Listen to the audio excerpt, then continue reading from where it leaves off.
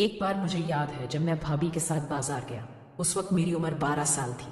ہم ایک دکان پر گئے جو بیسمنٹ میں تھی۔ کافی اندر جا کر آخر میں گئے، وہاں لوگ کم ہی جاتے تھے۔ جب ہم پہنچے تو وہاں ایک پٹھان آدمی تھا جس کی عمر تقریباً 35 یا 40 کے قریب تھی، اور ایک لڑکا تھا جس کی عمر 23-24 سال ہوگی۔ ہم اندر ہی گئے تھے۔ وہ پٹھان خوشی سے بولا، آؤ باجی آؤ۔ کیسے آنا ہوا بھابھی صاحب؟ پٹھان نے کہا، ہمارا وہ جا کہ میں پر ہم تو اچھے۔ ایک دو جملوں میں ایک دوسرے کی خیریت دریافت کی۔ پھر اس نے دوسرے چھوٹے لڑکے سے کہا، سن، جاؤ باجی کے لیے چائے لے کر آؤ، وہ باہر مارکیٹ کی دوسری طرف سے اچھی والی چائے لانا والی پی۔ لڑکا ہلکے سے مسکرا کر چلا گیا۔ بھابھی بھی ذرا ہنستے ہوئے بولی، خیر ہے، اتنی دور سے چائے منگوائی جا رہی ہے۔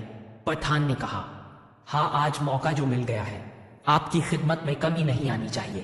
بھائی نے کہا، اچھا اگر میں کہوں آج کوئی خدمت نہیں کرنی؟ پٹھان بولا، نہیں ایسا نہ بولو، ہم تو پہلے ہی مر رہے ہیں، 2 مہینے سے گھر نہیں گئے۔ بھابھی ہلکے سے مسکرا کر بولی، تو لگتا ہے دماغ کو چڑھ گئی ہے۔ پٹھان، ہاں نا، آپ کی ٹھاکر مالے پتہ نہیں کہاں چلی ہے، پتہ نہیں، بتا نہیں سکتا، خود دیکھ لینا۔ بھابھی سر سکتے ہیں۔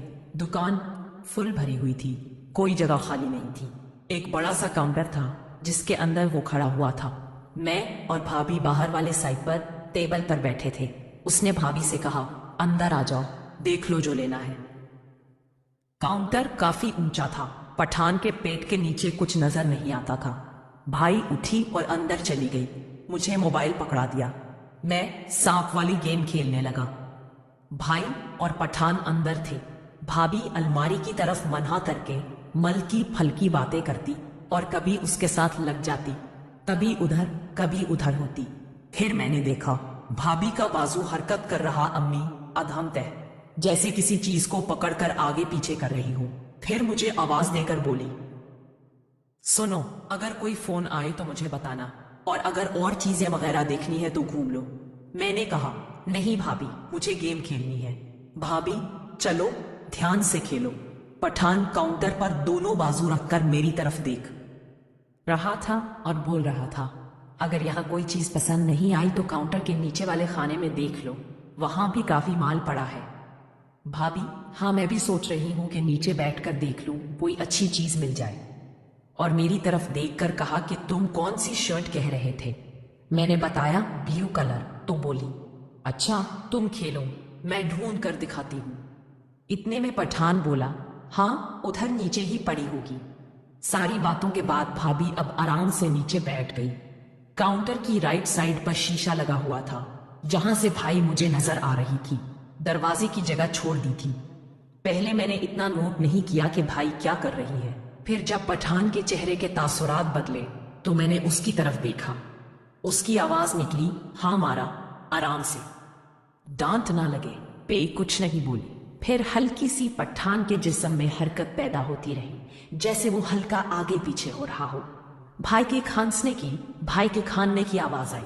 تھوڑی دیر بعد میں نے جب پٹھان سے نظر بچا کر شیشے میں دیکھا تو مجھے عجیب سی حرکت محسوس ہوئی، جیسے بھائی ہل رہی ہے۔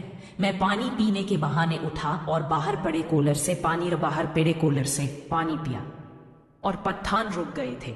پھر میں اپنی پہلی والی جگہ سے تھوڑا آگے کی طرف بیٹھا جہاں سے شیشے میں اندر صاف نظر آ رہا تھا۔ بھابھی کیا کر رہی ہے یہ دیکھ کر میں حیران رہ گیا کہ بھائی۔ پھر پٹھان کو ہلکی سی آواز، میں بولی، بس ہو جائے گا ورنہ ہو جائے گا۔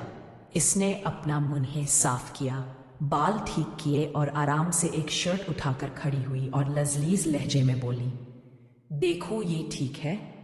میں نے کہا، اب خود دیکھ لو۔ اتنے میں پٹھان بولا، رکو میں ڈھونڈتا ہوں، اور نیچے بیٹھ گیا۔ اب بھابھی کاؤنٹر پر دونوں بازو رکھ کر کھڑی ہو گئی اور مجھ سے پوچھا، کال تو نہیں آئی؟ میں نے کہا، نہیں بھائی کوئی نہیں آئی۔ بھابھی، اچھا چلو کھیلو تم، اور ساتھ ہی تھوڑا ہلی جیسے ٹانگیں کھول رہی ہو۔ منہ سے بس ہلکی آواز نکلی اور دیکھنے لگی اور کہنے، تو نہیں ہو رہے ہو؟ میں نے سر ہلا دیا، بولی، تھوڑی دیر میں چلتے ہیں، اچھے سے کپڑے دیکھ لو۔ ہاتھ نیچے لے گئی اور ہلکا سا مڑ کر پیچھے دیکھنے لگی۔ میں نے شیشے میں دیکھا तो बस देखता ही रह गया, क्योंकि पठान ने भाभी को हल्की सी आवाज में कहा, अब इसका क्या करना है। मेरी तरफ इशारा था। भाभी ने कहा, कुछ नहीं, बस वो कुछ नहीं बोलेगा, बाहर से कोई ना आ जाए, देख लेना, उसकी खैर है। भाभी, मैं जो कह रही हूं, बस शोर ना करना और जोर से भी ना लगाना।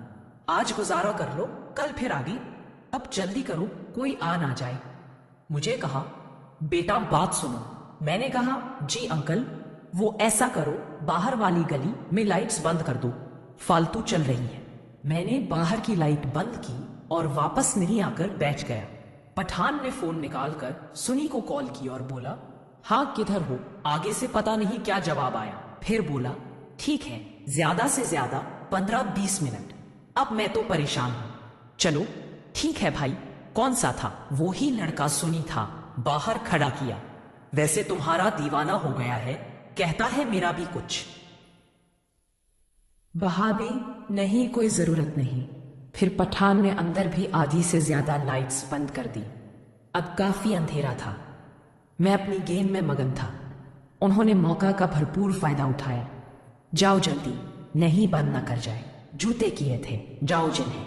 मैं उठा, जी भाभी, और दुकान से बाहर आकर साथ ही रुक गया, क्योंकि लाइट्स पहले ही बंद थी।